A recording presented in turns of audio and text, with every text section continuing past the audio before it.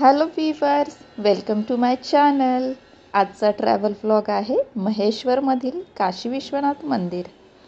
महेश्वर हे मध्य प्रदेशातील खरगोन जिल्ह्यातील नर्मदा नदीच्या काठी वसलेले शहर आहे.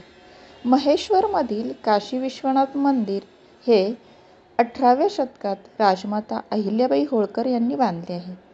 नर्मदेच्या तीरावर हे पवित्र मंदिर आहे. अतिशय सुंदर स्वच्छ असं हे मंदिर आहे.